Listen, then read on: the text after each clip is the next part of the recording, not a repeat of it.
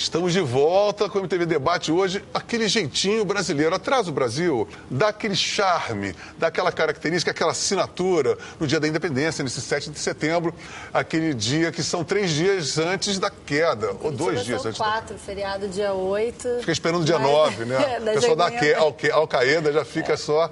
Não é o 9, é o 11 de setembro, que são 4 dias entre a independência e a morte. Chiquérrimo, né? Nós estamos falando sobre o jeitinho brasileiro, identidade cultural. Por exemplo, nós temos vários tipos de identidade cultural. Por exemplo, a Semana de Arte Moderna de 22. Eu pessoalmente, se vocês procurem saber, porque a Semana de Arte Moderna, em vários movimentos, eu sou um cara que adoraria ver gerações mudando. E eu nunca vi ninguém, a não ser poucas pessoas, contestarem a Semana de Arte Moderna de 22. Eu tenho o maior grilo dessa coisa, somos antropofágicos. Tem ninguém que fala com isso, vitupera isso a 3x2. Antropofágico, preguiçoso, sem nenhum caráter. Pô, isso é a nossa imagem. Isso tem tudo a ver com o jeitinho brasileiro. Aí vê que o jeitinho brasileiro, ele, muito antes do jeitinho da lei de Gerson, ele é sacralizado pela cultura brasileira. O que você acha disso, cara? Pois é, mas olha só o movimento que a cultura brasileira fez, por exemplo, Gilberto Freire, Buarque de Holanda, não o Chico, o Sérgio. O Sérgio, que eles fizeram o seguinte, a gente tinha uma herança cultural, a gente tinha uma interpretação do Brasil como se a gente fosse o retrato do atraso, da miscigenação, que misturava raça. Isso era coisa atrasada, que nós temos que ter uma raça pura. E esses caras vieram falar assim, pô, não, peraí, nós temos que olhar esse trem por um lado positivo. Mas será que a meta-raça de Gilberto Freire não seria uma purificação do vira-lata? Essa foi boa, essa foi boa. Aí você foi. Não é? Mas é porque eu li toda a obra de Gilberto Freire e estava esperando, inclusive, a última, que ele não publicou, que era Mausoléus e Covas Rasas, né? Que é Sobrados e Mucambos, Casa Grande e Senzala, e pô, ia ser um tremendo livro. Mas eu acho que eu adoro o Gilberto Freire por um ponto, mas eu acho que tem uma certa, um viés meio nazistóide, no sentido de que faz exatamente o backlash. Ele gosta da meta-raça, aí vira uma meta-raça meio que... Você não acha isso? Você está olhando isso? Por favor, acho sim, né? E só uma curiosidade, né? A questão do dia da independência, né? Foi feita por alguém de Portugal, né? Dom Pedro I, que depois assumiu o trono português. Dom Pedro IV. Né? Como Dom Pedro IV, né? E que o Brasil depois herdou as dívidas também, né? Com a Inglaterra. Não, e veio o filho de um cara, fugiu se cagando todo, de Napoleão, veio pra cá, fundou um reino que foi bom até pra gente, né? Sei lá.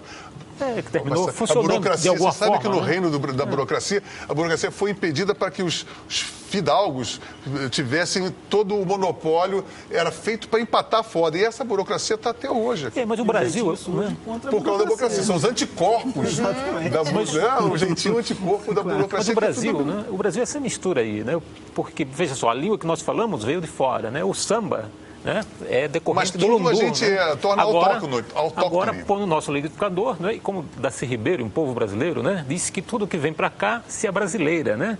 Se você joga no liquidificador, liga lá e... Mas será que isso não acontece? Eu acho que esse que é o grande ponto de vista. Será que isso não acontece em todos os lugares? E a gente acaba, por exemplo, coisa mais típica de todos nós pensarmos, na hora que estamos ouvindo o hino nacional, ouvindo do Deus é brasileiro. Mas, pô, in God we trust. Todo Deus, ele nasce da crença que ele é um chefe de tribo. Todo Deus... Pô, o nosso Deus aqui é um chefe datado de Israel, que, pô, foi passado por cristão e que, pô, bate fora, nove fora todo mundo.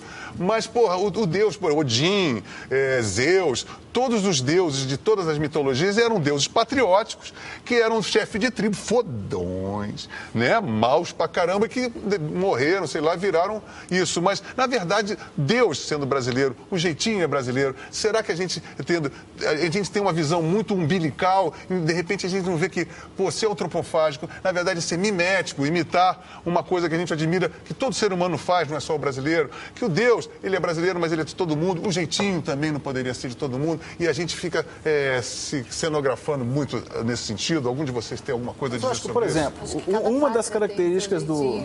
Mas então, por isso, por que a gente acha tão especial? Todo mundo se acha especial, não é? O europeu não tem jeitinho, o europeu não dá jeitinho. O europeu, ele é duro demais para dar jeitinho. Uma das características, por exemplo, quando a gente exporta executivo executivo para uma multinacional... No Pacto no Gueto de Varsóvia, neguinho dava jeitinho, cara. Os campos de concentração, neguinho dava jeitinho. Nas presidiárias, os presídios, todo mundo dá jeitinho, inventa, tira da beliscão e azulejo, qualquer ser humano. No pós-guerra, o europeu deu muito jeitinho, né? Porra, a inteligência francesa, porra, e todos os contra-ataques geniais, o contragolpe da inteligência francesa, todos os contragolpes de inteligência e espionagem, isso não é jeitinho, não? Isso é o quê? É método, o cara está lendo a cartilha. Eles inventaram computadores, inventaram 1000 máquinas através dessa abstração, que todos nós chamamos de jeitinho, mas que não é monopólio de ninguém. Eu acho que esse é o grande problema, porque a gente se jacta de uma qualidade que, na verdade, é universal. Então, eu acho que esse é o que é a eu não acho, não. Sim, mas...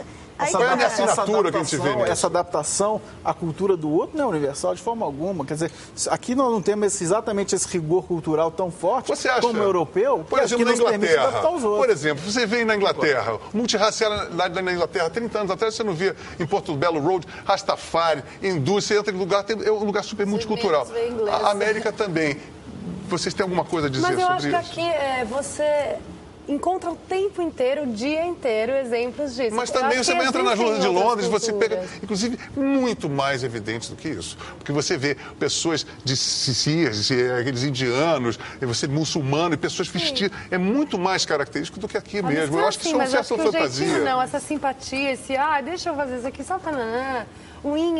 Mas esse inho aí, esse inho não é uma merdinha? Eu acho que esse inho é pensar pouco, é ser ladrão de galinha, é se satisfazer com pouco, é ter um horizonte parco e pequeno. Você quer que a gente tenha um jeitão brasileiro, então? Não é jeitão, não. Nós temos um método, assim, uma mentalidade, uma mentalidade de ser mais rígido com a gente e de certa forma, ser criativo com aquilo que a gente é. Mas, ter uma autoimagem um pouco mais nítida, vocês não acham isso? Eu acho que a questão do jeitinho brasileiro é uma coisa legal, porque, assim, mostra a capacidade do brasileiro de se adaptar. Mas qual é o povo que não tem essa capacidade? Os esquimós não têm isso? Sim, mas... Mas o esquimó pelado... Isso aqui é um traço de... eu acho que... Mas eu tô querendo puxar... Eu tô puxando, porque será que o outro povo não tem essa qualidade? Um esquimó não tem, um cara na Patagônia, ou um tuareg... Tudo é jeitinho, o cara se vestir não é jeitinho, o cara tá no meio do deserto e conseguir sobreviver e arranjar água, o cara também tem jeitinho. Será que o lugar mais lindo do mundo é o Brasil? Se a gente for no Grand Canyon, não vai achar essa mesma coisa? Se a gente estiver nos Himalaias, será que a gente não está tendo uma visão errada? É isso que eu quero saber. Eu acho que sim, Lobo. Eu acho que vamos pegar a sua tese, que isso pode ser uma característica universal, que não é exclusiva do brasileiro. Mas o que está diferente é que o brasileiro fala que isso é característica dele. O brasileiro se define como tal. Quer dizer, o inglês não se define como tal, como uma pessoa que é capaz de, em vários contextos, se adaptar. Isso não é uma coisa que autodefine. Pois é, pode ser por aí. Mas o humor do inglês não é uma coisa, em si, não é uma coisa... diferente. Mas o cara brincar de si mesmo, se autodepreciar, se fazer jacota de si mesmo, não é uma maneira de ter um jeito inglês de ser? Sim. Inglês de ser. Sim, mas eles não veem isso aí como uma característica deles, como a gente vem. Acho que vem. Não, eu acho que a gente está confundindo precariedade com improviso. Tem gente que quer improvisar. Por exemplo, você vai numa banda de jazz do Miles Davis, tem improviso, mas não tem precariedade. Você vai numa roda de pé rápido, com corda tudo desafinada, o cara tocando, o cara pode até tocar bem, mas ele está improvisando na precariedade. Então a diferença é essa. O inglês deve gostar de improvisar, mas tem gente que não gosta de ver na precariedade. O brasileiro se submete a isso, talvez por esse jeitinho, ou por ter um horizonte. Se melhorar, piora. Isso é uma coisa bem brasileira, né? Esse slogan, né? Tem outro aspecto, né? Eu acho que também no Brasil, né, as nossas elites, elas não têm assim um projeto muito claro, né? De qual o seu papel, ou qual o papel do Brasil no mundo. Pelo bem público, né? Então vai improvisando ali, assim, né? Porque tem bilionários assim, americanos, o Bill Gates deu até quase toda a fortuna. Isso acontece muito, né? Os benfeitores da pátria, que realmente tem essa coisa do bem público. Você vê isso, os grandes milionários brasileiros, ou pessoas de bem, da classe média alta, aí, fazendo esse tipo de papel? Pouquíssimos, né? Tem um ou outro, mas... Muito raro, não é uma coisa substancial. Não é a cultura... Tem a ver com o jeitinho brasileiro querer mais, eu acho. Querer tirar vantagem. Não é uma cultura predominante. Coisas, não é uma cultura predominante, você vê. Né? Outra coisa que a gente vê, porque está muito em voga, que eu também tenho discutido nesses últimos programas, é assim, a atitude, mesmo com marqueteiro, sem marqueteiro, nos horários políticos. Vocês percebem assim, a mímica corporal dos candidatos, em geral, que eles não têm nada a ver com o bem comum. Se tirasse o som do candidato, aquele au, assim, aí seu babaca, vota na minha porque eu tô afim de uma grana. Ponto, seu resumo. Vocês não acham que essa coisa do bem público não se reflete em lugar nenhum, muito menos na política? Isso é tradicional na política brasileira, né? A política mas isso não é muito sério, isso não dá para ser uma revolução. Não existe. Né? Isso é da cultura brasileira, isso vem da... Essa malemolência. Essa coisa da apropriação do público pelo privado, quer dizer, o político vai lá para se dar bem, mas não isso não é muito sério. Claro isso não é um erro de enxergar a vida de uma maneira completamente... Isso não vai ajudar ninguém. Claro. Você não acha que isso é uma deformidade seríssima que deveria ser combatida e que a gente age com bastante um beneplácito da nossa classe média alta? Nem brasileiro, seja um jeitinho português que a gente herdou.